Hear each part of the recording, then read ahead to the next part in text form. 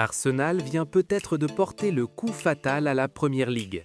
Avec 9 points d'avance ce soir, les Gunners ne se contentent plus de gagner, ils mettent une pression absolument monumentale, quasi insoutenable sur Manchester City. On pensait que la course au titre serait serrée jusqu'au bout, mais ce soir, le gouffre se creuse. Cependant, ne regardez pas que le haut du tableau. Derrière, c'est la révolution. Le réveil simultané de Manchester United et de Chelsea bouleverse totalement la hiérarchie pour l'Europe. Des cartons rouges, des triplés en 25 minutes et des remontadas improbables, cette 25e journée est un véritable tournant. Bien le bonjour à toutes et à tous et bienvenue dans cette nouvelle vidéo. J'espère que vous allez bien. On se retrouve aujourd'hui pour une analyse approfondie, et je pèse mes mots, de cette 25e journée de Premier League. Nous sommes le 7 février 2026 et ce samedi restera gravé comme le moment où Arsenal a décidé de ne plus attendre personne. En écrasant Sunderland, ils envoient un message terrifiant, ils sont prêts pour le titre. Mais ce n'est pas tout. Nous allons décrypter la métamorphose tactique de Manchester United sous Michael Carrick qui enchaîne une 4e victoire consécutive face à Tottenham. Nous analyserons aussi le show Palmer à Chelsea et la surprise incroyable d'Everton qui passe devant Liverpool au classement. Oui, vous avez bien entendu. Alors, le titre est-il joué? La tactique de Carrick est-elle la solution miracle pour United? On décrypte tout ça ensemble. Commençons évidemment par le leader, Arsenal, qui recevait Sunderland à l'Emirates.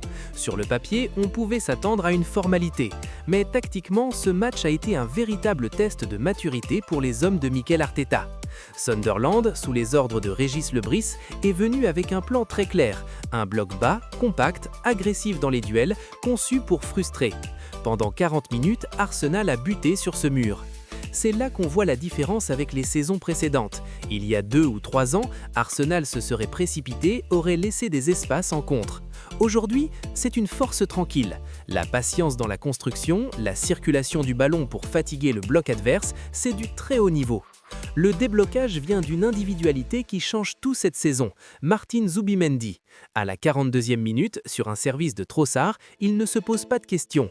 Une volée magnifique à l'entrée de la surface, ce but est crucial car il force Sunderland à sortir de son plan de jeu juste avant la pause.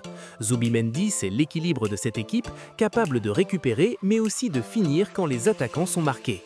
Ensuite, parlons de la profondeur d'effectifs, car c'est ça qui gagne des titres. Gabriel Jesus a beaucoup travaillé, mais sans marquer. Arteta fait entrer Victor Gyökeres, résultat, un doublé 66e, 90e. Le premier but du Suédois est un modèle de réalisme, une frappe du droit clinique qui tue le match. Son deuxième, en toute fin de match, montre qu'il a encore les jambes pour faire les appels quand les autres sont cuits. Avoir un attaquant de ce calibre sur le banc, c'est une arme de destruction massive pour Arteta. Concrètement, qu'est-ce que ça signifie? Arsenal prend 53 points. Ils mettent provisoirement Manchester City à 9 longueurs. C'est un gouffre psychologique. City joue demain le choc absolu contre Liverpool à Anfield. Imaginez la pression sur les épaules des Citizens. S'ils perdent ou même s'ils font match nul, Arsenal aura fait un pas de géant, peut-être décisif, vers le sacre. C'est une situation stratégique idéale. Passons maintenant du côté d'Old Trafford. Manchester United recevait Tottenham dans un match vital pour le top 4. Score final 2-0. Et là, on peut clairement parler de montée en puissance. C'est la 4e victoire consécutive pour Michael Carrick et ce n'est pas un hasard. Le match a eu 2 visages. Les 30 premières minutes étaient équilibrées, tactiques, et puis le tournant, la 29e minute. Christian Romero, le capitaine des Spurs, perd totalement ses nerfs. Un tacle non maîtrisé, semelle haute sur la cheville de Casemiro, carton rouge direct, indiscutable. C'est la 6e expulsion de sa carrière avec Tottenham. Tactiquement, ça a tué le plan de Thomas Frank qui demande une intensité impossible à tenir à 10 contre 11. Mais il faut donner du crédit à United pour avoir su exploiter cette supériorité immédiatement.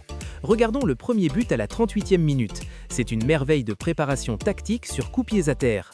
Bruno Fernandes joue le corner court pour Kobe Mainoo. La défense des Spurs est désorganisée, attirée vers le ballon.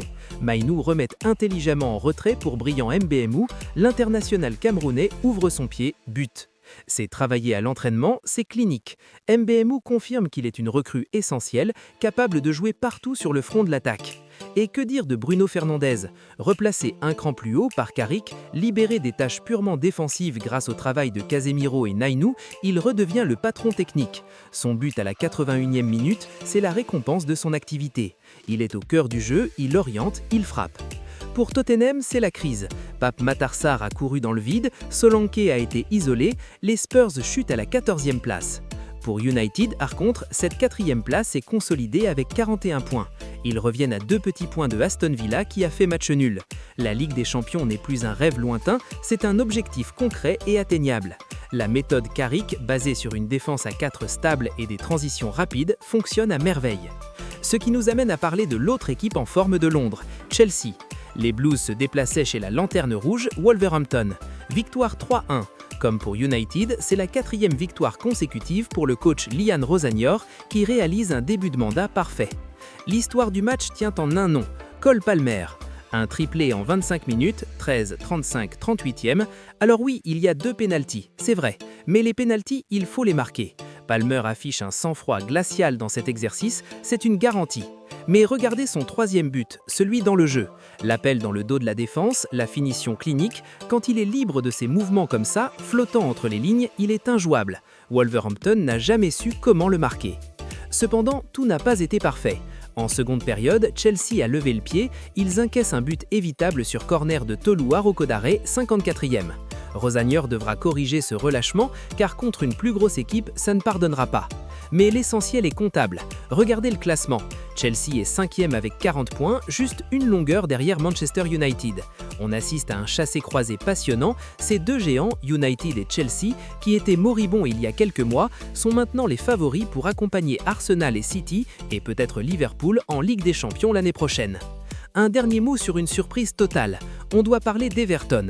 Les Toffees sont allés gagner 2-1 à Fulham et le scénario est digne d'un film. Mené 1-0 après un but contre son compte malheureux de Mykolenko, beaucoup d'équipes auraient lâché. Pas cet Everton de David Moyes. Ils ont fait preuve d'une résilience mentale incroyable, c'est là qu'on voit l'importance de l'expérience. Idrissa Gana Gueye a colmaté les brèches dans le milieu et Ilim Ndiaye a apporté cette étincelle créative. L'égalisation de Dewsbury Hall à 75e est méritée, mais le but de la victoire à 83e, c'est un coup du sort. Bernd Leno, le gardien de Fulham, fait une erreur rare, une faute de main qui pousse le ballon dans ses propres épièses. Mais la chance, ça se provoque en mettant la pression. Regardez où ils sont. Everton est 7e ce soir avec 37 points. Ils sont devant Liverpool au classement. Certes, les Reds ont un match en moins, mais psychologiquement, voir Everton aussi haut en février, c'est une performance remarquable de régularité pour une équipe qu'on n'attendait pas. Alors, qu'est-ce qu'on retient de ce samedi fou?